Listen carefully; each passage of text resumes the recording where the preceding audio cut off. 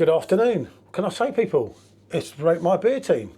As you know me, Paul, PJT, as I'm commonly known as, and of course, the famous M. You know, can't call her infamous anymore, can we? This woman is famous. The circulation of pictures of her. Oh, what can I say? You know, Robbie Williams don't get circulated as much as that. Oh, no. Anyway, nice to know how popular she is, isn't it? Very good for you, isn't it? So, right, anyway, enough about M. Let's get on with proper job. As a lot of you know that were on the live with me, and thanks for everyone participating. She weren't feeling, obviously, as a lot of you know, too great, were you? No. Still not 100% now, but this one's sat here and she's got the thing, I might end up drinking it. Without reviewing it. And I've been looking forward to proper job, so... Yeah, no, it's a lot more to Michelle, as I said that night, I did mention that, than it was to me. Obviously, as I say, a lot of you know I sampled a couple of pints. To be honest, I wasn't that impressed, but I will try again, and of course I said we will do it with the bottle. I'm more looking forward to this one. I can't believe that, looking forward to it. No, actually I'm not. I'm not looking forward to it that much. I was going to say, that's quite a statement. Yeah, no, that's a lie, isn't it? Anyway, it's proper job. It's 4.5 ABV. Now, the first thing about that was I was like, yeah, but hold on a minute, that's 5.5. I didn't even know that they'd done the cask at 4.5, which led me to believe when Michelle was drinking it in Somerset, she was drinking it on the cask. Yeah, I would have thought so. So I would have thought that was 4.5, but that's why you'll be more the judge of this. We've gone on it at 5 degrees rather than 6, haven't we? Mm-hmm. But, you know, 1 degree. Oh, that bloody machine, it could be 4 or 6 or 8. Let's be honest. You know. Right, I didn't get the pack.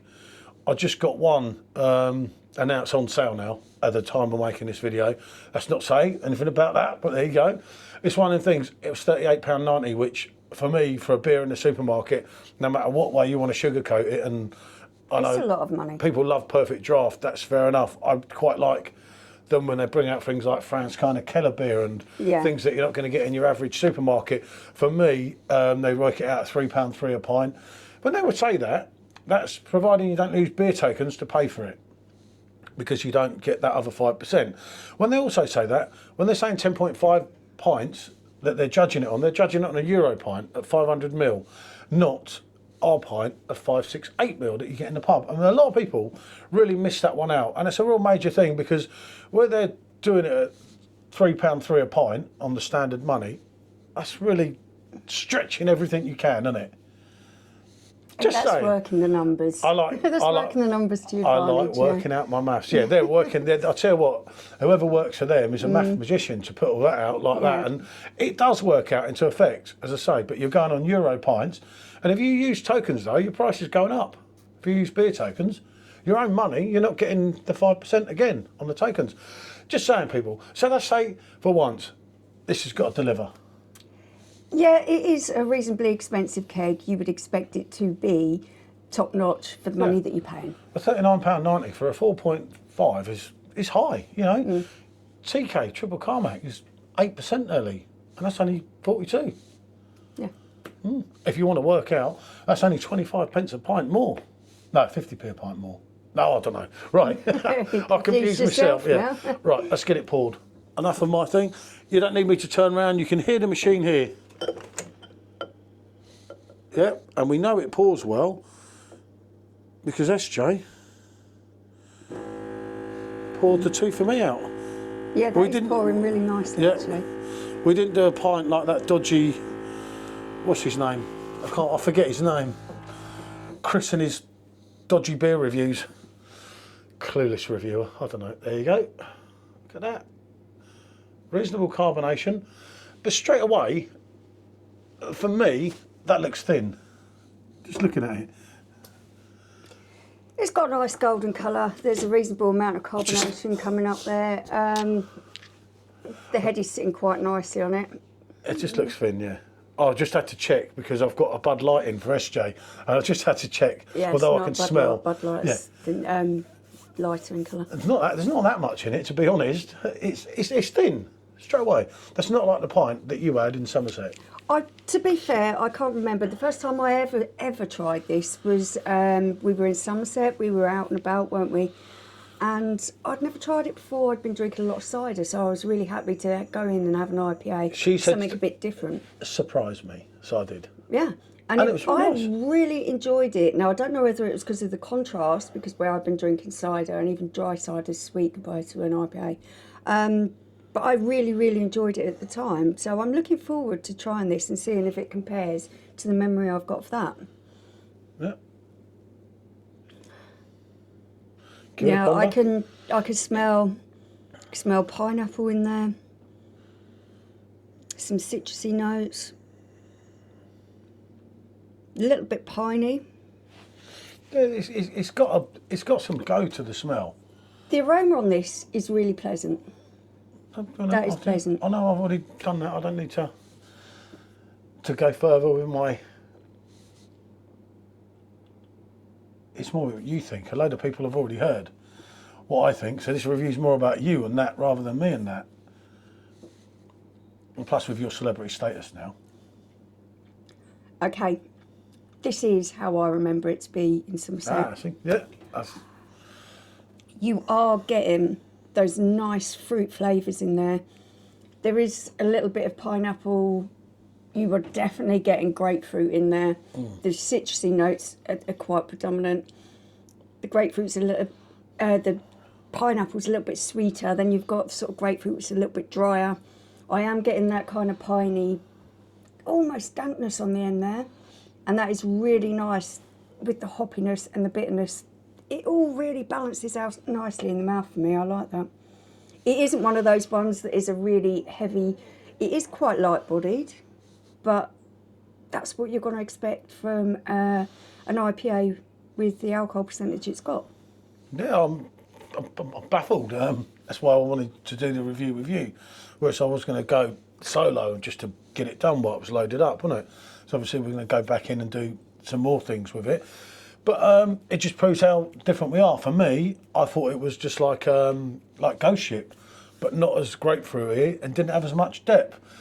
I thought it tasted, very light-bodied, and I thought it also tasted even bordering towards watery. Actually, I'm going to have to strongly disagree with the watery bit. Yes, it is light-bodied. I'm going to expect that from an IPA with that ABV, but you're not missing out on the flavours here. There are good flavours in here. I'm enjoying the fruit flavours that are there. They're not overly predominant, one or the other, which is nice because they subtly blend in with each other, and they're balanced off really nice with that pininess and hoppiness at the end. I like it. It does have a hoppiness at the end, but that's why it's good that you got 2 for 1 here. When you watch a review with us 2 Wallies, you got 2 Wallies rather than 1 Wally. For me, it's not hitting notes. For me, it's expensive. Yeah. I don't think that comes anywhere near the supermarket one. We will do another video with that because this is 8 minutes. Just about to be my point. I know I'm going to make it quickly. It is expensive. The keg's expensive. Does it compare to the bottle in the shops, which you probably can get cheaper and it's a bit stronger? Probably. It's a lot cheaper. It's a lot cheaper. Okay, so there we go. The price factor does come into it for me. It does have, and I've noticed that more than I did when I was doing it on the live net. It does have a real hoppiness at the end. So it is doing its job in respect of an IPA. But is this coming anywhere near some of the other IPAs? That's what you've got to ask yourself. I'd probably say no. I like this. I like the feel of the drink. I like how refreshing it is. I like the flavours in there. I like the balance. And that's rare for her to like under 5. Yeah. And I've got to get that in. It is, because usually I do find them watery. Yeah, I don't find the price is a consideration for me. Yeah, quite a big one. Yeah. Obviously, when you get it on deals, you can go lower. But what I was pointing out was the £3 a pint is really using everything to their advantage. Oh, it is. Yeah, definitely. Which they're going to do. But again, it goes back to how it compares to the supermarket one. I think that's going to really come into play, yeah. Go over it, because that is probably about £1.80 for 500ml, which is the pint that they're working off when Perfectdraft are working their figures. Not really a pint though, is it? It's really only a pint if you're in Europe. We're not actually in Europe because a lot of idiots chose to leave. I didn't, but there you go. I left with you, only not through choice. But obviously our pint is 568ml, and it's another thing that people miss out so much, and you think, well, them 68 millilitres over the course of time, they all count. So I'm going on, yes, I like the beer. I do like it. Is it value for money? That's going to stand to be seen when we test it against the bottle. For the moment, I am going to give that, rate my beer a 7. I like the beer, I think it is expensive. So it's getting a 7 from me. I'm giving it a 4. It don't impress me. A lot of people say, yeah, but you're not that into IPAs, really. I know a good IPA when I taste one. You've tried enough of them. I've tried enough now. That's probably better, and I hate to say that. And there's plenty of IPAs I've drank from Hackney Church Brewing as well as other companies.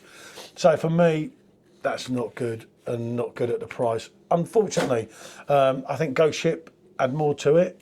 I wish we'd have kept Ghost Ship now, because I would have really liked to compare. It would have been a nice one to compare. But I just can't be bothered to do about 10 videos off one thing and everyone go, oh, he's just trying to get the numbers up. And it's like, not really, because when you put more videos out of a channel our size, everyone's not going to view every video, but they're going to view things that are interesting to them, I think. What can I say? Thanks for watching. Bonjour.